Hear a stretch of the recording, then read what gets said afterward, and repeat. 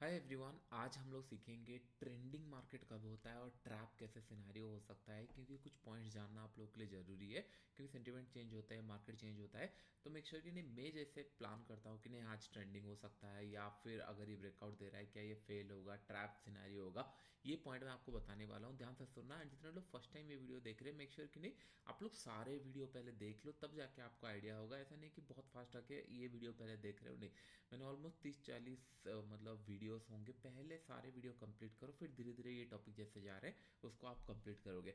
मैं next time जब होगा तब मैं आप लोगों के लिए कैंडल स्टिक के ऊपर स्पेसिफिक बात करूंगा, लेकिन आज हम लोग कॉन्सेप्ट के ऊपर बात करेंगे। पहला पॉइंट है ट्रेंडिंग कैसे मैं आइडेंटिफाई करता हूँ। देखो, किसी को नहीं पता दुनिया के अंदर कि नहीं मार्केट कितने पॉइंट जाने वाले हैं, करेक्ट। ये आपको भी नहीं पता, मुझे भी नहीं पता, लेकिन एक इंटेंसिटी होता है कि नहीं। लेट्स से कि नहीं मार्केट आज स्टार्ट हुआ, स्टार्ट होने के बाद मार्केट ना बहुत तेजी से ऊपर की तरफ जाए, तब मुझे समझ में आता है कि हाँ एक बड़ा मोमेंटम आ सकता है। लेकिन स्टार्टिंग में अगर ये साइडवेज जा रहा है, मार्केट दोनों साइड मूव कर रहा है, तब समझ में आ जाता है आज बड़ा टारगेट रख के फायदा नहीं है, यहाँ पे मोमेंटम लेस हो सकता है। क्योंकि जनरली क्या होता है, अगर लेट से आप भी जानते होंगे, जैसे इलेक्शन डे पे मार्केट फॉल हुआ था, इनिशियल टाइम पे ये मोमेंटम कर देता है। अगर मार्केट को 500-600 पॉइंट जाना है, बैंक निफ्टी को एटलीस्ट, मैं बैंक निफ्टी के रेफरेंस में बात करूंगा तो आपको बाकी सारे आइडिया हो जाएगा।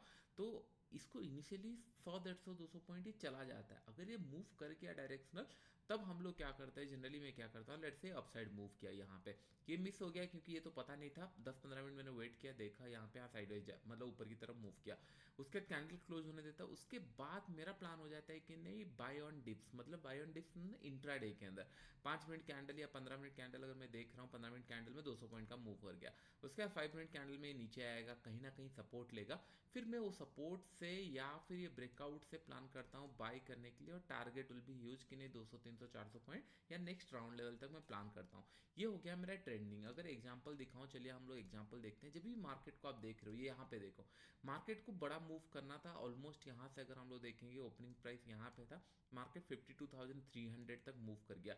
ये फेल क्यों हुआ ये भी बताऊंगा, क्योंकि आप सारे पॉइंट जानते तो है, लेकिन अभी आप लिख के रख सकते हो कि नहीं हाँ ये पॉइंट इज वेरी इंपॉर्टेंट, ये क्यों काम करता है। अगर देखो मार्केट एक मोमेंटम किया, अच्छा कैंडल बनाया, उसके बाद हम लोग को समझ में आया, अगर हम लोग 5 मिनट में स्विच करेंगे तो हो सकता है हम लोग को यहाँ कहीं पे सपोर्ट दिख जाए, और या फिर हो सकता है ये ब्रेकआउट पे हम लोग प्लान करें, या फिर यहाँ पे आप लोगों को जब पॉजिटिव मोमेंटम, इसका मतलब अगर इससे कुछ कैंडल बन जाता है, मतलब फ्यूरियस मोमेंटम पहले कैंडल में अगर बन जाता है एक दो कैंडल के अंदर, फिर हम लोग उसी डायरेक्शन में प्लान करते हैं। तो यहाँ से यहाँ भी पॉइंट बहुत अच्छा है। उसके बाद फेल क्यों हुआ उसके बाद में डिस्कशन करेंगे।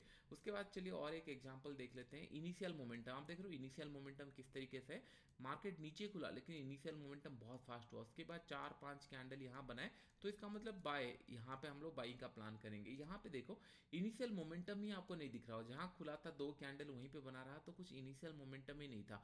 उसके बाद अगर देखेंगे, ये होना चाहिए आधे घंटे के अंदर, 1 घंटे के बाद अगर मोमेंटम हो रहा है, I am not interested at all. अगर आप यहाँ पे भी देखोगे, नो डाउट सेकंड कैंडल में मोमेंटम किया है, हम लोग अगर प्लान करेंगे तो बाइंग के साइड करेंगे, लेकिन नेक्स्ट कैंडल नीचे आ गया तो 5 मिनट में हो सकता है नीचे कहीं पे ट्रेड मिले, या समय अराउंड ये जोन के आसपास हम लोग कहीं पे ट्रेड करेंगे। बहुत अच्छा कुछ रिटर्न नहीं मिला, लेकिन हम लोग का डायरेक्शन एटलीस्ट क्लियर है। क्योंकि यहाँ से अगर मैं लेट्स इमेजिन सेलिंग का प्लान करता, कुछ खास रिटर्न सेलिंग में भी नहीं दिख रहा था, तो बाइंग में अच्छा। तो इनिशियल मोमेंटम आपको याद होगा, मैंने एक जीरो टू हीरो प्रोग्राम में आप लोग को बताया था कि नहीं big player momentum, big player momentum nothing but कि नहीं हम लोग को पता चला ये एरिया में बाइंग हुआ है, बड़ा मोमेंटम आया है, नेक्स्ट टाइम जब ये एरिया में आएगा तो हम लोग को ये सपोर्ट की तरह काम करेगा। ये जब हो चुका होता है, अभी थोड़ा सा एडवांस हम लोग जा रहे हैं, हम लोग ये सोच रहे हैं कि नहीं कहाँ पे मोमेंटम होता है, ये जनरली कहाँ पे होता है, ये फर्स्ट हाफ के अंदर होता है, आधे घंटे के अंदर या 30 मिनट के अंदर आपको एक डायरेक्शनल मोमेंटम कैच अगर दिख गया कि नहीं, देखो यहाँ पे इन दिस केस अगर देखोगे, मैं इतना कॉन्फिडेंस नहीं रहूंगा कि नहीं इसको डायरेक्शनल ट्रेड करूंगा। हाँ हो सकता है बोलेंगे सर लोग तो डायरेक्शनल तो गया है, लेकिन इसके अंदर फिर जो रिवर्सल एंड ऑल आया है, इसके अंदर मैं बैठ ही नहीं पाऊंगा, क्योंकि ये इनिशियल टाइम में इतना साइडवेज चला गया है कि नहीं थोड़ा कॉन्फिडेंस नहीं आएगा। मैं हमेशा प्लान करता हूँ इनिशियल मोमेंटम कहाँ पे। अगर यहाँ पे आप देखोगे इनिशियल मोमेंटम 2 कैंडल के अंदर इंटेंसिटी आप देख रहे हो, इसके बाद मैं सेम डायरेक्शन में सेलिंग का ट्रेड ढूंढूंगा। हो सकता है मार्केट थोड़ा ऊपर गया, लेकिन अगर मैं सेलिंग का ट्रेड ढूंढूंगा तो चांसेस आर पिटी है कि नहीं हम लोग को सेम डायरेक्शन में मूव मिले। ये आई थिंक इलेक्शन का डे था। आप बार बार देखोगे जहां पे भी अगर एक इनिशियल मोमेंटम दिखा है, उस मोमेंटम में ट्रेड करेंगे तो 10 आउट ऑफ 2 और 3 टाइम्स या 4 टाइम्स हम लोग को प्रॉफिट मिलने का चांसेस है पीटीआई। तो अभी आपको समझ में, अभी देखो यहाँ पे इन दिस कंडीशन अगर आप लोग देखोगे 2 कैंडल में मोमेंटम ही नहीं था, उसके बाद देखो दिन भर साइडवेज चला गया, तो आपको अभी आइडिया लग जाएगा कहाँ पे। इन दिस केस अगर आप लोग देखोगे यहाँ पे एक इनिशियल मोमेंटम था नीचे की तरफ और मार्केट सेम डायरेक्शन में फॉलो हुआ, रिटर्न हो गया, लेकिन एटलीस्ट 10 आउट ऑफ 2 और 3 और 4 टाइम अगर काम किया रिस्क रिवॉर्ड के हिसाब से हम लोग बच जाएंगे। तो ये जनरली मेरा रहता है कि नहीं, इनिशियल मोमेंटम कहाँ से इनिशियल मोमेंटम मिल रहा है वहाँ से मैं उसको देखता हूँ कि नहीं मॉर्निंग आवर के अंदर किस तरीके से ये ट्रेड कर सकते, तो एक आइडेंटिफिकेशन हो जाता है कि नहीं आज मार्केट ट्रेंडिंग होगा या नहीं होगा। अगर यहाँ पे देखो ये सारे मोमेंटम अगर आप देख रहे होंगे, मैं नहीं बोला हमेशा काम करेगा, लेकिन एक थॉट प्रोसेस माइंड में चल जाता है कि नहीं आज मैं ट्रेंडिंग के लिए प्लान करूंगा या फिर आज मैं डायरेक्शनल प्लान करूंगा। ओके, जैसे यहाँ पे अगर ऐसे एक दो कैंडल अगर आपको मिल गए इस तरीके से, तो फिर हम लोग का दिन हो गया कि नहीं हाँ चलो एक अच्छा ट्रेड मिल गया या फिर सेलिंग के लिए। क्योंकि जनरली क्या होता है जब भी मार्केट को मूव करना रहता है मार्केट डायरेक्शनल कंटिन्यू मूव कर जाता है। ओके, तो चलिए मैं आपको और कुछ एग्जांपल दिखाता हूँ ब्रेकआउट फेल का। ओके, पहले ब्रेकआउट फेल समझने से पहले हम लोग को ये समझना पड़ेगा, पहला पॉइंट आप लोगों को समझ में आ गया कि नहीं इंटेंसिटी ऑफ द मूव, इतना बड़ा अगर मोमेंटम पहले कर दिया उसको सेलिंग करने का नहीं सोचेंगे हम लोग। अगर फास्ट मूव हुआ है तो हम लोग सेम डायरेक्शन में प्लान करेंगे कि नहीं यहाँ पे हो किया तो आप पोलैंड फ्लैग जैसे पैटर्न बोलते हो उस हिसाब से। तो पहले 5-10 मिनट कैंडल हम लोग को समझ में आ गया इस तरीके से सिनेरियो होने वाला है। Okay, it's a first thing. Second कि नहीं हो सकता है मार्केट ऊपर की तरफ गया, अगर फेल होना होगा कब होगा, देखो फर्स्ट थिंग अभी टाइमिंग से हम लोग बात करते हैं 9:30 से लेकर 10:30 के अंदर ये जनरली एक ट्रेंड ब्रेकआउट सिनेरियो रहता है, ब्रेकआउट सिनेरियो या फिर ट्रेंडिंग सिनेरियो रहता है, ट्रेंडिंग। ओके, ये ब्रेकआउट या ट्रेंडिंग सिनेरियो रहता है। 10:30 से लेकर 12:30 ऑलमोस्ट ये मैं बोलता हूँ कि नहीं फेल, मतलब जो ट्रैप सिनेरियो रहता है ये एरिया रहता है ट्रैप, इसी के अंदर ज़्यादा ट्रैप रहते आते हैं। हाँ 5-10 मिनट इधर उधर हो सकता है लेकिन मोरलेस ये पॉइंट पे। और उसके बाद जनरली मैं देखता हूँ कि नहीं लेट्स से 1:30 के बाद से लेट्स से कि नहीं 3 o'clock के आसपास ये फिर आपका कंफर्म ब्रेकआउट होता है या फिर ट्रेंडिंग रहता है। ये आप टाइम जोन लिख सकते हो, बीच में आप बोलोगे 1 घंटा कहाँ गया, इसलिए मैंने बोला 10-15 मिनट आगे पीछे हो सकता है, लेकिन मैं ये टाइमिंग थोड़ा ज़्यादा इंटरेस्टेड रहता हूँ। इधर क्लोजिंग आवर में कोई ब्रेकआउट दो तो मैं सोचता हूँ कि नहीं सस्टेनेबल है, या फिर मॉर्निंग आवर में अगर कुछ ब्रेकआउट दे रहा होगा तो सस्टेनेबल है। ये बीच में पहले क्या मैं करता था, पहले मैं मॉर्निंग आवर ब्रेकआउट को भी सस्टेनेबल नहीं मानता था और मैं 5 PM में बहुत एग्रेसिवली ट्रेड करता था। लेकिन आजकल सेंटिमेंट थोड़ा सा चेंज हुआ है, तो इसके कारण क्या है ना मैं मॉर्निंग आवर भी जो आधा घंटा 1 घंटे के अंदर अगर ब्रेकआउट दिया है उसको पहले मैं मानता हूँ कि नहीं हाँ। और इसके साथ जैसे 9:30-10:30 को ब्रेकआउट दे रहा है विथ इंटेंसिटी मूव, बहुत अच्छा इंटेंसिटी मूव से ब्रेकआउट दे रहा है, तो इसको मैं सस्टेनेबल मानूंगा। एंड 1:33 PM तक अगर चल रहा है तो उसको कंटिन्यू रखेंगे। या फिर मॉर्निंग में ब्रेकआउट नहीं दिया है सेकंड हाफ में दे रहा है तो भी इसको स्ट्रॉन्ग मान सकते हैं। लेकिन ये जनरली ट्रैप एरिया रहता है, ये रिमेन सेम 10:30 से 12:30 1 o'clock, ये जनरली क्या होता है ट्रैप एरिया होता है। इस बीच में अगर कोई ब्रेकआउट देता है तो मैं इसको ज़्यादा ट्रेड नहीं करता हूँ। हो सकता है ब्रेकआउट फेल के लिए ट्रेड करो रादर देन कि नहीं हाँ उसी फेवर में इसको ट्रेड करना पसंद करो। तो ये टाइमिंग आप लोगों के लिए जानना बहुत ज़रूरी है, मैंने बार बार बताया है वीडियो के अंदर, लेकिन आप अभी ट्रेंडिंग एंड ऑल सीख रहे हो तो एक जगह पे आप लोग लिख लो तो आप लोग को समझ में आएगा। ये आपको पता चल गया कि टाइमिंग के ऊपर मैं किस तरीके से प्लान करता हूँ। जनरली क्या होता है मैं क्यों बोल रहा हूँ कि नहीं सिस्टम बार बार अपग्रेड करने जरूरी है, क्योंकि 2018 ऐसा था, 19-20 ये सारे ऐसे टाइम थे या 21 ऐसे टाइम थे जहाँ पे मार्केट ट्रेंडिंग मिलते थे बहुत। उसके बाद जैसे जैसे ये इस साल या फिर जैसे जैसे एक्सपायरी बहुत ज़्यादा इंट्रोड्यूस करने गया, उसके बाद क्या हुआ मार्केट चॉपी होना स्टार्ट हुआ, साइडवेज होना स्टार्ट हुआ। ये जनरली होता है क्यों है, क्योंकि जनरली देखो आपको सोचो हर एक दिन दो चीज़ें हो जाती है, इधर ऑप्शन बाइंग भी आएगा एवरीडे कर सकता है, ऑप्शन सेलिंग भी कर सकता है। ऑप्शन सेलर के लिए भी स्कोप है, ऑप्शन बायर के लिए भी स्कोप है। आप इमेजिन करो यहाँ पे एक ब्रेकआउट एरिया था, ब्रेकआउट हुआ, अगर ये इस तरीके का ब्रेकआउट होगा ऑप्शन सेलर को लगेगा कि नहीं 20 रुपये का प्रीमियम चला गया 150 चला गया तो वो इमीडिएटली सेल करना स्टार्ट करेगा। ऑप्शन बायर देखेगा कि नहीं 20 का 150 जा चुका है, हो सकता है 40-50 में एंट्री करके 150 में बुक कर देगा। तो मार्केट फ्रीली मूव नहीं करता, फिर क्या करता है मार्केट स्पाइक्स लगाना स्टार्ट करता है। इसके कारण जो अभी न्यूज़ आ रहे हैं, जो कंसल्टेशन पेपर आया है सेबी के ऊपर, अगर पर एक्सचेंज एक एक्सपायरी हो गया तो फिर आपको ट्रेंडिंग मार्केट फिर से देखना मिल जाएगा। और अभी ट्रेंडिंग मार्केट और ज़्यादा इंटरेस्टिंग रहेंगे एंड बहुत अच्छे पैसे मिलेंगे।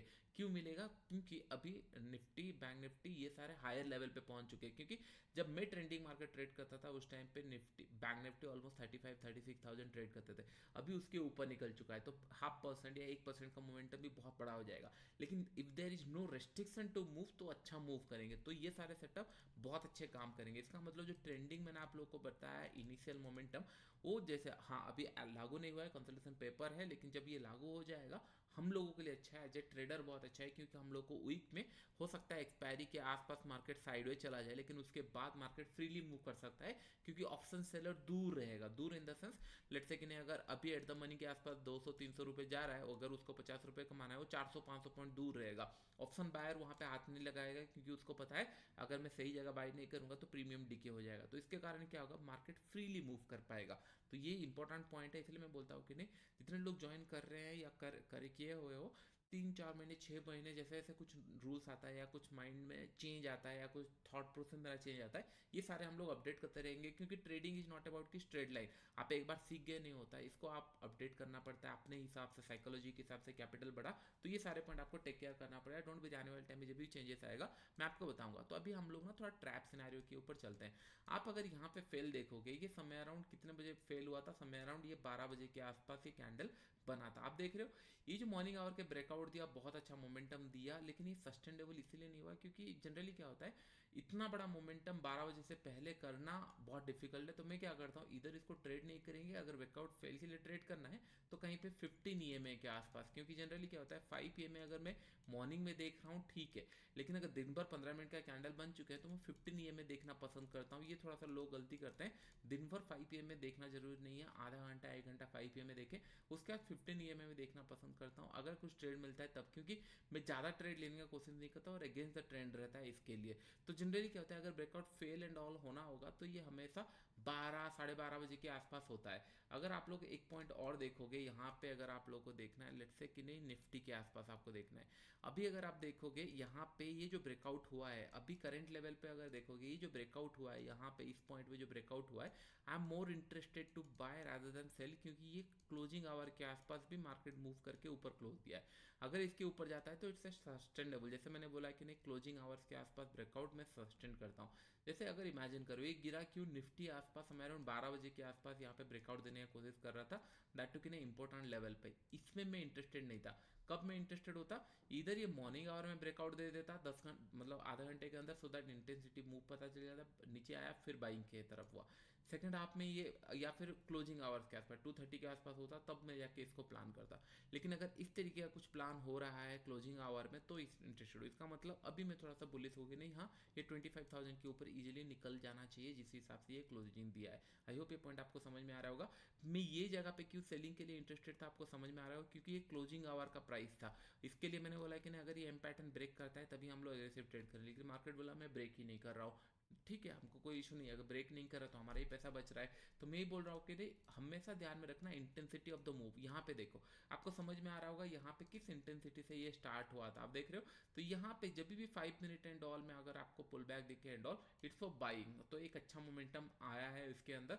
आप इनिशियल मोमेंटम अगर देख लिए and breakout break down zone अगर देख लिए तो आपको समझ में आएगा। कुछ मैं आपको थियोरेटिकली पॉइंट्स और बताऊंगा जैसे मैं प्लान करता हूँ, लेट्स से कि नहीं 24,500 में एक रेजिस्टेंस है, इस तरीके से गया था, ये रिवर्स हुआ था। ये कितने बार गया है, जैसे मैंने जीरो टू हीरो में बताया था कि नहीं, अगर ये फर्स्ट टाइम आया है तो मैं इसको सेकंड टाइम में ट्रेड करता हूँ। जैसे ये फर्स्ट टाइम गया है यहाँ पे ऊपर की तरफ, मैं इसको बाई नहीं करूंगा, वेट करूंगा क्या ब्रेकआउट फेल हो रहा है एंड ऑल। अगर फेल हो रहा होगा तो मैं थोड़ा सेल कर सकता हूँ 15 ईएमए के हिसाब से।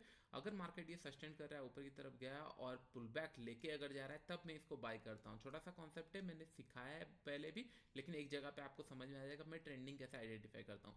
लेकिन अगर ये एक या दो बार इस तरीके से फेल हो चुका है, नेक्स्ट टाइम अगर जा रहा है तो मैं पुल बैक के लिए वेट नहीं करता, यहाँ पे ही बाय कर लेता हूँ।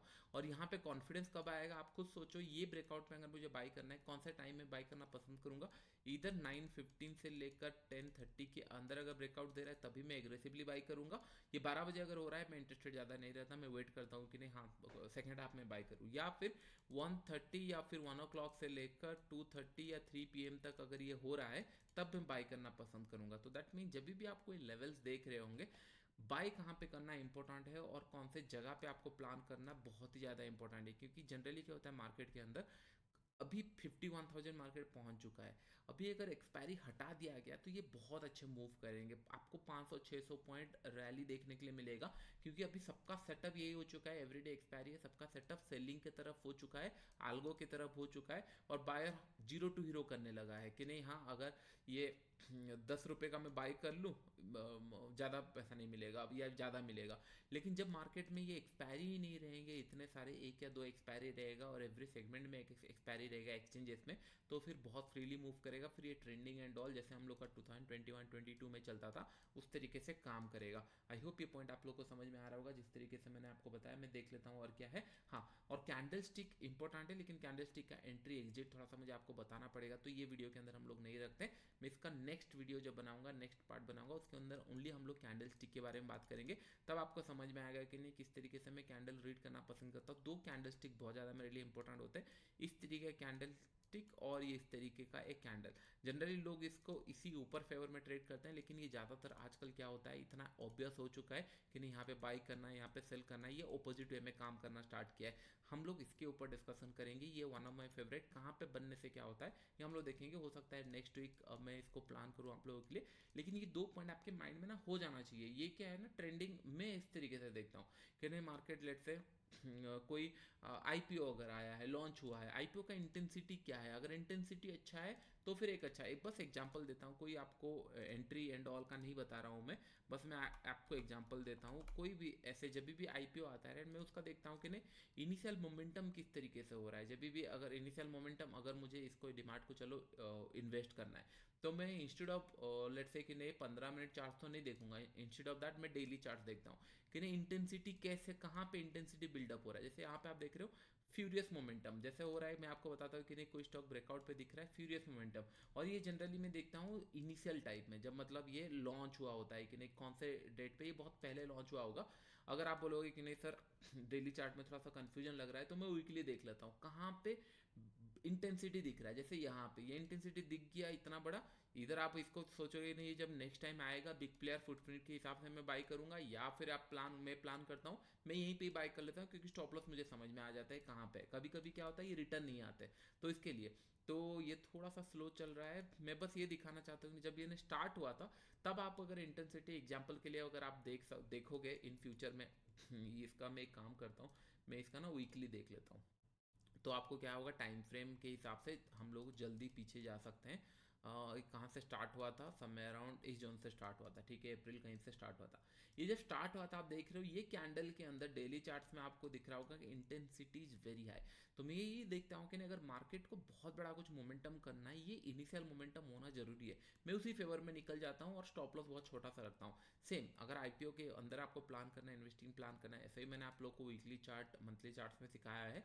बस आप अगर ये भी छोटा सा देख लोगे ना कितना स्ट्रेंथ में ये क्लोज कर रहा है, ब्रेक कर रहा है, तब हम लोग प्लान करते हैं। आप देखो जितना बड़ा कैंडल उतना अच्छा मोमेंटम, यहाँ पे भी कैंडल मूव किया था, उसके बाद हो सकता है यहाँ पे ऐसे लेट हो, फिर यहाँ पे हुआ था आप लोग को अच्छा सिनेरियो मिला, यहाँ पे मिला, तो कहीं ना कहीं जहाँ पे ये इंटेंसिटी दिखा रहा है that can became a base, क्योंकि उसी एरिया पे बिग प्लेयर मोमेंटम आ जाता है। अभी आपको डॉट्स कनेक्ट हो रहे होंगे, जीरो टू हीरो जो आपने सीखा वो मैंने 2018 से बताया था, इसीलिए मैं बोलता हूँ कि नहीं चीज़ें काम आएगी, लेकिन आपके माइंड में ये होना जरूरी है। ओके, तो इतना ही रखते हैं हम लोग इस वीडियो के अंदर, ज़्यादा हम लोग इसके अंदर प्लान नहीं करते हैं। बहुत अच्छे ट्रेंडिंग एंड ऑल के लिए आप लोग को प्लान कर सकते हो, और मैं होप करूंगा कि नहीं हम लोग का जो एक्चुअली में पर एक्सचेंज एक एक्सपायरी वो अच्छा ही है, सो दैट क्या होगा हम लोग अच्छे तरीके से मनी को मैनेज कर सकते हैं। एवरीडे एक्सपायरी में क्या होता है उसका मोमेंटम समझ नहीं आता, और समझ नहीं आता इन द सेंस बायर भी लगे हुए हैं सेलर भी लगे हुए हैं, इतना ज़्यादा क्वांटिटी आ रहा है तो बहुत ज़्यादा डिफिकल्ट होगा।